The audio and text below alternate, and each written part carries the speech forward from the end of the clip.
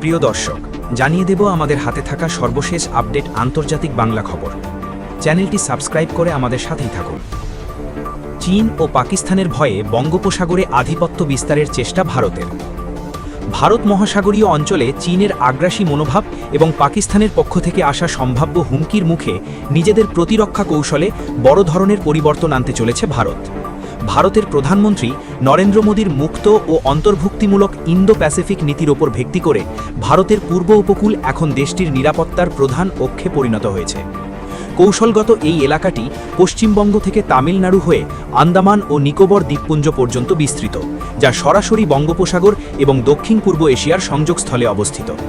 প্রতিরক্ষা বিশেষজ্ঞদের মতে পাকিস্তানের সেনাপ্রধান ফিল্ড মার্শাল আসিম মুনিরের সাম্প্রতিক কিছু বার্তায় ভারতের পূর্ব উপকূলে কৌশলগত চাপ তৈরির ইঙ্গিত পাওয়া গেছে। তবে তার চেয়েও বড় উদ্বেগ হয়ে দাঁড়িয়েছে চীনের মিয়ানমারের মধ্য দিয়ে চীনের ইউনান প্রদেশকে বঙ্গোপসাগরের সঙ্গে যুক্ত করার দীর্ঘমেয়াদী পরিকল্পনা। যদিও মিয়ানমারের অভ্যন্তরীণ গৃহযুদ্ধের কারণে চীনের এই করিডোর নির্মাণের কাজ কিছুটা পিছিয়ে গেছে, তবে একে ভারতের জন্য একটি সুযোগ হিসেবে দেখা হচ্ছে। এই সময়ের মধ্যে ভারত তার পূর্ব উপকূলের প্রতিরক্ষা ও অবকাঠামো শক্তিশালী করার পর্যাপ্ত সময় পাচ্ছে। এই নতুন নিরাপত্তা বলয়ে আন্দামান ও নিকোবর দ্বীপপুঞ্জকে ভারতের একটি অজেয় রণতরী হিসেবে বিবেচনা করা হচ্ছে।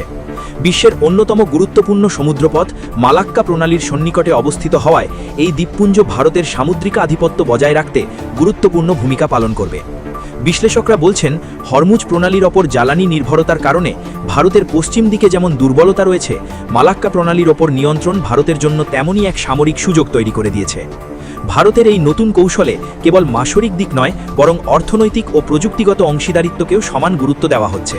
কোয়াডভুক্ত দেশগুলোর পাশাপাশি কানাডা, জাপান, দক্ষিণ কোরিয়া এবং তাইওয়ানের মতো দেশের সঙ্গে বন্দর উন্নয়ন ও সেমিকন্ডাক্টর শিল্পের মতো ক্ষেত্রে সহযোগিতা বাড়ানোর পরিকল্পনা রয়েছে।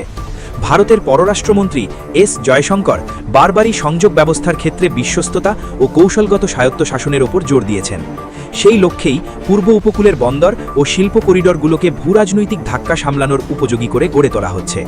ভবিষ্যতের কথা মাথায় রেখে ভারত এখন বঙ্গোপসাগরে সামুদ্রিক প্রতিযোগিতা মোকাবিলা এবং আন্দামান ও নিকোবরকে প্রধান সামরিক লিভারে পরিণত করার দিকে এগোচ্ছে।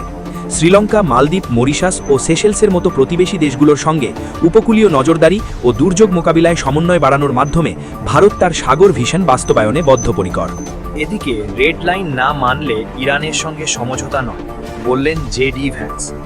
ইরানের সঙ্গে পরমাণু ইস্যুতে আলোচনার কিছুটা অগ্রগতি হলেও নিজ শর্তে অনড় যুক্তরাষ্ট্র বলে জানিয়েছেন দেশটির ভাইস প্রেসিডেন্ট জেডি ভ্যান্স। তিনি বলেছেন, ট্রাম্পের দেওয়া রেড লাইন না মানলে কোনো চূড়ান্ত সমঝোতা হবে না। বুধবার হোয়াইট হাউসে সাংবাদিকদের তিনি জানান, প্রেসিডেন্ট ট্রাম্পের বেঁধে দেওয়া শর্ত পূরণ না হওয়া পর্যন্ত কোনো চূড়ান্ত সমঝোতা হবে না। রেড লাইনের মূল লক্ষ্য হল ইরান যাতে কখনোই পরমাণু অস্ত্র তৈরি করতে না পারে তা নিশ্চিত করা। এদিকে হরমুজ প্রণালী ইস্যুতে নিজেদের অবস্থান থেকে এক চুলও সরবে না বলে জানিয়ে দিয়েছে ইরান। ইরান যুদ্ধ স্থায়ীভাবে বন্ধে কূটনৈতিক পর্যায়ে আলোচনা এগিয়ে যাচ্ছে। পাকিস্তানের ইসলামাবাদে সম্প্রতি অনুষ্ঠিত এক বৈঠকে ওয়াশিংটন বেশ কিছু কঠিন শর্ত রেখেছিল বলে জানিয়েছেন ইরানি প্রতিনিধি দলের সদস্য।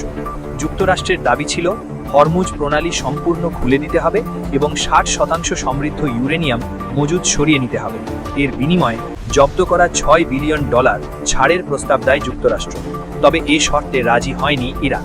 সবশেষ জানিয়ে দেব, যুক্তরাষ্ট্র ইরান যুদ্ধে বেইজিংয়ের মধ্যস্থতা নিয়ে রহস্য ঘনীভূত।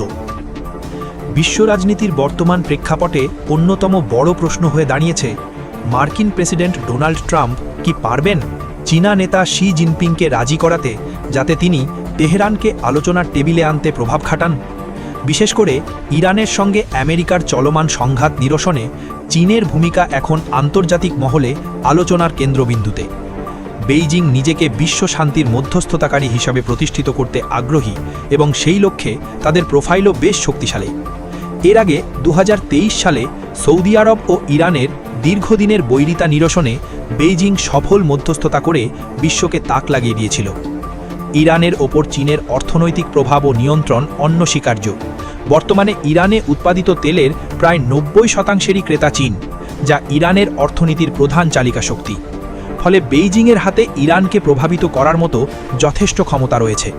এছাড়া গত সপ্তাহেই ইরানের পররাষ্ট্রমন্ত্রী আব্বাস আরাগচি বেইজিং সফর করেছেন। যা প্রমাণ করে যে তেহরানের সঙ্গে চীনের সরাসরি এবং নিবিড় যোগাযোগ রয়েছে। অন্যদিকে পাকিস্তানের সঙ্গেও চীনের সুসম্পর্ক রয়েছে, যারা ইতঃপূর্বে যুক্তরাষ্ট্র ও ইরানের মধ্যে প্রাথমিক আলোচনার পথ প্রশস্ত করেছিল। নিজস্ব অর্থনৈতিক স্বার্থেই চীন এই যুদ্ধের অবসান চায়। রপ্তানি নির্ভর চীনা অর্থনীতি বৈশ্বিক সংঘাতের কারণে মন্দার মুখে পড়ার ঝুঁকিতে রয়েছে। এছাড়া ইরান থেকে তেল আমদানির বিষয়ে ওয়াশিংটনের পক্ষ থেকেও বেইজিংয়ের ওপর চাপ বাড়ছে। তবে বিশ্লেষকরা মনে করছেন, ট্রাম্পের যে কোনো অনুরোধের ক্ষেত্রে শি জিনপিং অত্যন্ত সতর্ক অবস্থান নেবেন। চীন নিজেকে যুক্তরাষ্ট্রের বিকল্প বিশ্বনেতা হিসাবে তুলে ধরতে চায়, তাই ওয়াশিংটনের আজ্ঞাবহ হয়ে কোনো কাজ করা তাদের কৌশলের প্রতিপন্থী। বিশেষ করে এমন কোনো চুক্তিতে বেইজিং সমর্থন দেবে না যা মধ্যপ্রাচ্যে মার্কিন সামরিক আধিপত্যকে আরও শক্তিশালী করে। ব্রিক্স মতো আন্তর্জাতিক জোটে ইরান চীনের অন্যতম গুরুত্বপূর্ণ সহযোগী, ফলে মিত্রের স্বার্থ বিসর্জন দিয়ে শি জিনপিং এমন কোনো পথে হাঁটবেন না বলেই ধারণা করা হচ্ছে।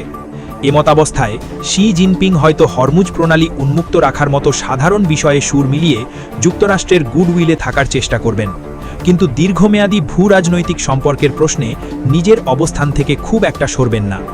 ট্রাম্প শি শীর্ষ বৈঠকের ফলাফলই বলে দেবে মধ্যপ্রাচ্যের এই আগুনের শিখা প্রশমিত করতে বেইজিং শেষ পর্যন্ত কতটা সক্রিয় হবে।